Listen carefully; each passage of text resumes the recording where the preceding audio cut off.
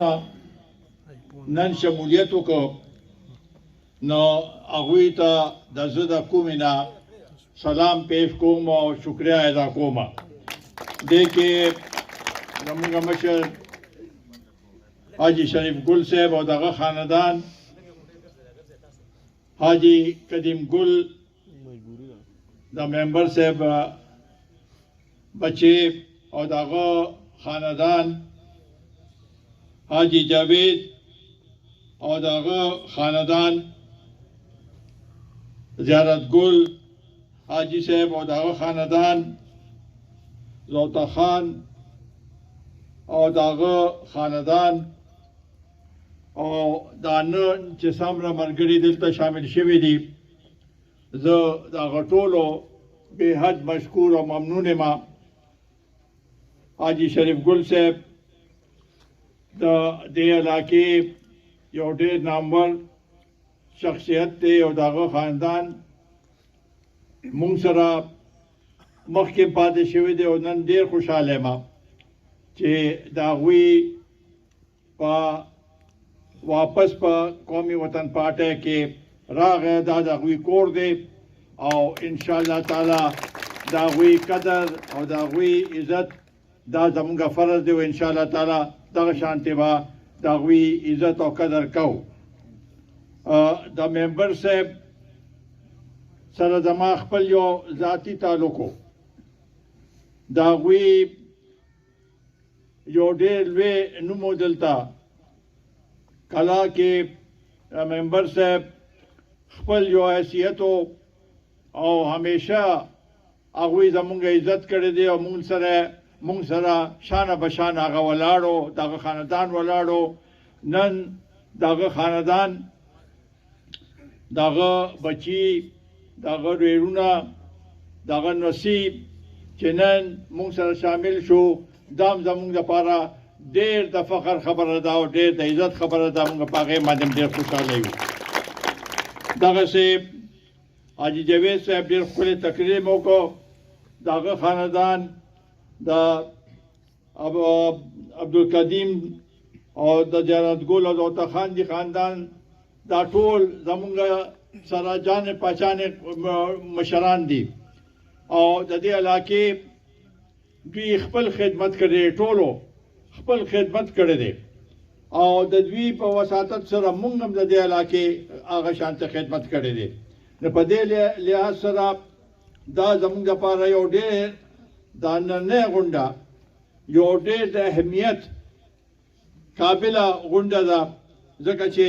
دا زموږ لپاره او د قومي وطن پارټۍ لپاره او د ضلع چارسدې لپاره دا یو ډېره لویه ناموره غونډه ده او موږ په دې باندې خوشحاله یو چې نن تاسو ټول موږ سره په دې کې شریک شوئ. ورونو، زموږ بنیادی مقصد د دې علاقې خدمت دی. همیشه مونږه د دې علاقې خدمت کړې دی او انشاءالله تعالی چې کله پورې ژوند دی نو د دې علاقې خدمت وکړو.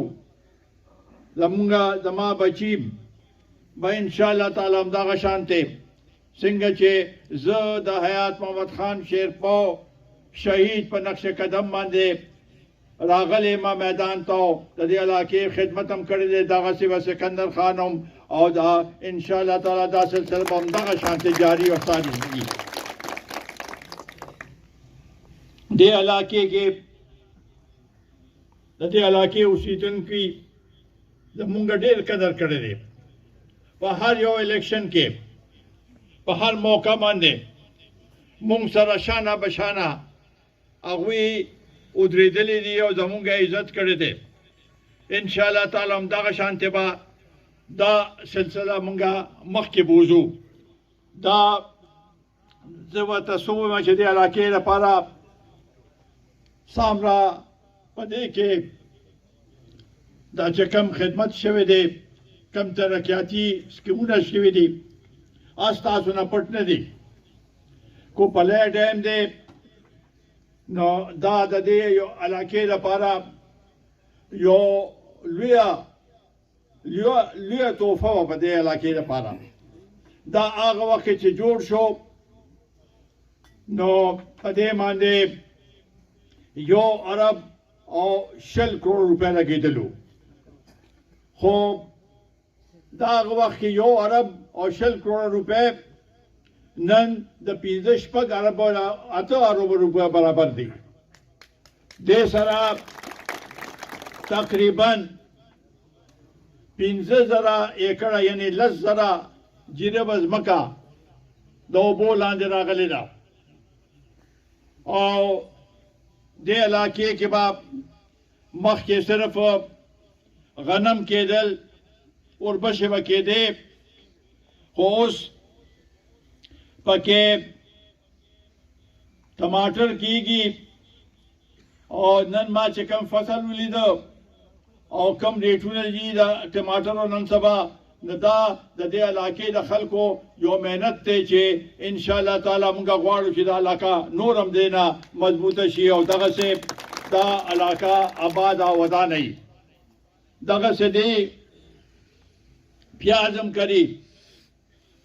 مالټې هم کري امونه هم شروع کړي دي نه دا ګنې هم کري دلته مخکې ګنې نه کېده خو دې اوبو سره دا فایده وشوه چې دلته اوس هر قسم فصل کېږي نو دا د دې علاقې د آبادۍ لپاره یو ډېر لوی کامیابي ده او انشاءالله تعالی د دې نه به دا علاقه نور هم مزیده مضبوطېږي دغسې